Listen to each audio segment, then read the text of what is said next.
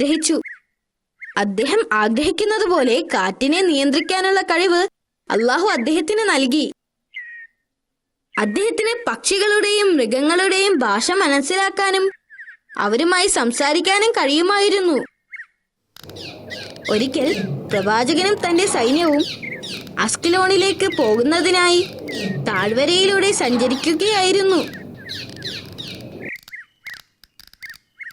അവർ കടന്നു പോകുമ്പോൾ ഒരു ഉറുമ്പ് അവരുടെ അടുത്തെത്തിയ സൈന്യത്തെ കണ്ടു.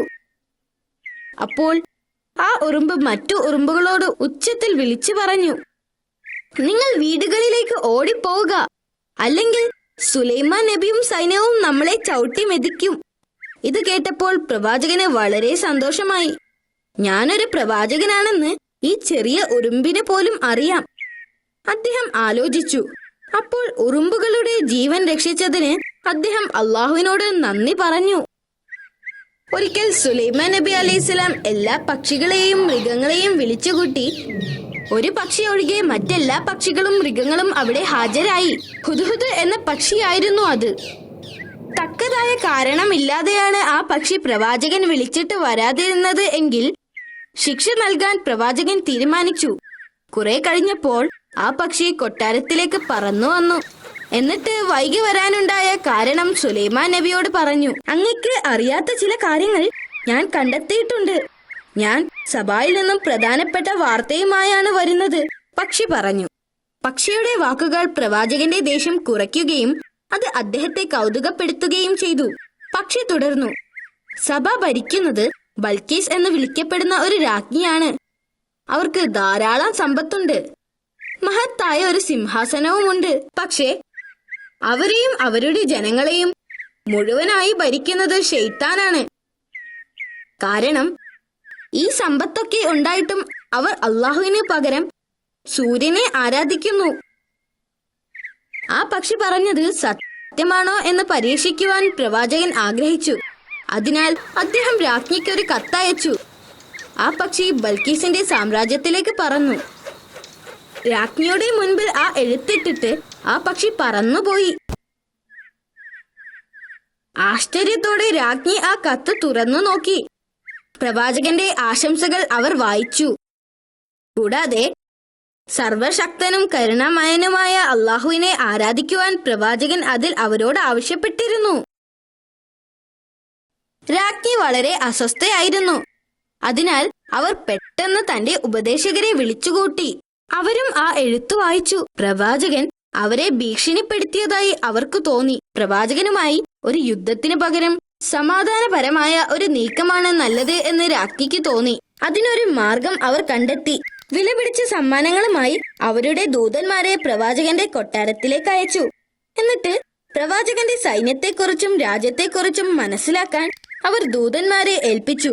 ദൂതന്മാർ പ്രവാചകന്റെ കൊട്ടാരത്തിൽ എത്തിയപ്പോൾ പ്രവാചകന്റെ രാജ്യവുമായി താരതമ്യപ്പെടുത്തുമ്പോൾ സാബ ഒന്നുമല്ലെന്ന് അവർക്ക് മനസ്സിലായി. അദ്ദേഹത്തിന്റെ സൈന്യത്തിൽ മൃഗങ്ങളും പക്ഷികളും ജിന്നുകളും സേവനം ചെയ്യുന്നുണ്ട് എന്ന് അറിഞ്ഞ് അവർ അത്ഭുതപ്പെട്ടു. അവർ കൊട്ടാരത്തിൽ പ്രവേശിച്ചപ്പോൾ പ്രവാചകന്റെ സമ്പത്ത് താരതമ്യപ്പെടുത്താൻ കഴിയില്ലെന്ന് അവർക്ക് മനസ്സിലായി. കൊട്ടാരത്തിന്റെ തറകൾ പോലും ചന്ദനവും സ്വർണവും കൊണ്ട് നിർമ്മിച്ചതാണ്. ദൂതന്മാർ പ്രവാചകനെ കുറിച്ചുള്ള വിവരങ്ങൾ ശേഖരിക്കുന്നതിനായി ഇവിടെ എത്തിച്ചേർന്നതാണെന്ന് സുലൈമാൻ നബിക്ക് മനസ്സിലായി. അവർ സമ്മാനങ്ങൾ കൊടുത്തപ്പോൾ പ്രവാചകന്റെ പ്രതികരണം കണ്ട് അവർ ഞെട്ടി. അള്ളാഹു എനിക്ക് ധാരാളം സമ്പത്തും ഒരു വലിയ സാമ്രാജ്യവും എനിക്ക് നൽകിയിട്ടുണ്ട്. കൂടാതെ എനിക്ക് പ്രവാചകത്വവും നൽകിയിട്ടുണ്ട്. സമ്മാനങ്ങളൊന്നും തുറന്നു നോക്കാതെ എല്ലാം തിരികെ കൊണ്ടുപോകണമെന്ന് അദ്ദേഹം അവരോട് പറഞ്ഞു. അള്ളാഹുവിനെ സ്വീകരിച്ചില്ലെങ്കിൽ അവരുടെ രാജ്യം നശിപ്പിക്കുമെന്ന മുന്നറിയിപ്പ് നൽകുന്ന ഒരു കത്ത് പ്രവാചകൻ രാജ്ഞിക്ക് കൊടുത്തയച്ചു. സമ്മാനങ്ങളുമായി ദൂതന്മാർ തിരിച്ചെത്തി. അവർ ആ കത്ത് രാജ്ഞിക്ക് നൽകി. കൂടാതെ അവർ കണ്ട അത്ഭുതങ്ങളെക്കുറിച്ച് അവർ അവരോട് പറഞ്ഞു. ദൂതന്മാരിൽ ഒരാളോട് താൻ പ്രവാചകനെ കാണാൻ വരുന്നുണ്ടെന്ന കാര്യം അദ്ദേഹത്തെ അറിയിക്കാൻ ആവശ്യപ്പെട്ടു. രാജഭൃത്യന്മാരും സേവകരുമായി അവർ സാബയിൽ നിന്നും പുറപ്പെട്ടു. സാബയുടെ രാജ്ഞി വരുന്നുണ്ടെന്നറിഞ്ഞപ്പോൾ സുലൈമാൻ നബി അവരെ പരീക്ഷിക്കാൻ തീരുമാനിച്ചു. രാജ്ഞിയെ പരീക്ഷിക്കുന്നതിനു വേണ്ടി ജിന്നുകളുടെ സഹായത്തിനായി പ്രവാചകൻ അവരെ വിളിച്ചുകൂട്ടി. രാജ്ഞി കൊട്ടാരത്തിലെത്തുന്നതിനു മുൻപായി നിങ്ങളിൽ ഒരാൾ അവരുടെ സിംഹാസനം എടുത്തുകൊണ്ട് വരണം, പ്രവാചകൻ ആവശ്യപ്പെട്ടു.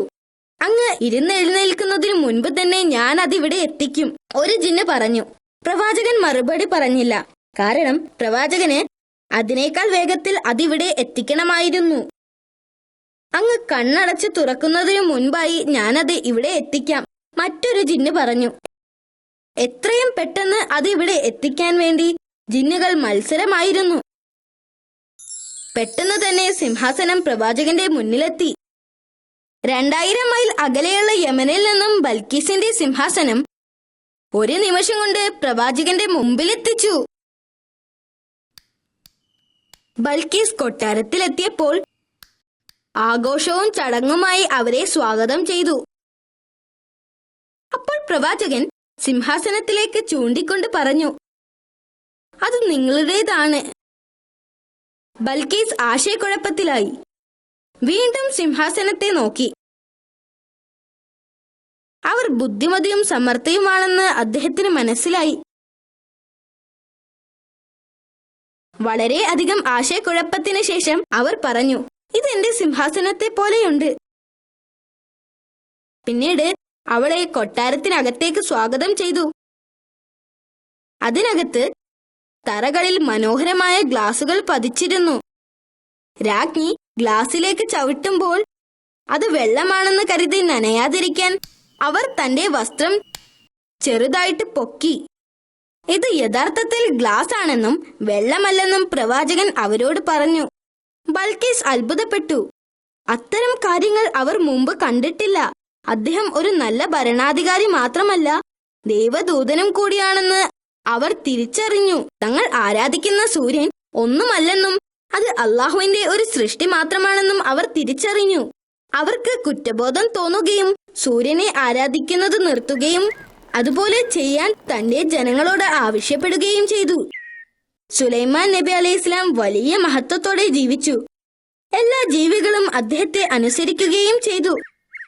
ഒരു ദിവസം പ്രവാചകൻ തന്റെ വടിയുമായി ജിന്നുകളുടെ ജോലികൾക്ക് മേൽനോട്ടം വഹിച്ചുകൊണ്ടിരിക്കുകയായിരുന്നു. ആ ഇരിക്കുന്ന അതേ ഇരിപ്പിൽ അദ്ദേഹം വഫാത്തായി. അദ്ദേഹം വഫാത്തായ കാര്യം കുറെ കാലം ആർക്കും മനസ്സിലായില്ല. അദ്ദേഹം ഇരിക്കുകയാണെന്നാണ് എല്ലാവരും കരുതിയത്. ജിന്നുകൾ അവരുടെ ജോലി ദിവസങ്ങളോളം തുടർന്നുകൊണ്ടേയിരുന്നു. അവർ കരുതിയത് പ്രവാചകൻ അവരെ നിരീക്ഷിച്ചു കൊണ്ടിരിക്കുകയാണെന്നാണ്. കുറച്ച് ദിവസങ്ങൾ കഴിഞ്ഞപ്പോൾ വിശന്നു വന്ന ഉറുമ്പുകൾ പ്രവാചകന്റെ വടിയിൽ കടിക്കാൻ തുടങ്ങി. ഉറുമ്പ് വടിയുടെ താഴെ ഭാഗത്ത് നിന്നും കടിക്കാൻ തുടങ്ങി. വടി പ്രവാചകന്റെ കയ്യിൽ നിന്നും വീഴുന്നതുവരെ അത് തുടർന്നു. വടി വീണപ്പോൾ അത്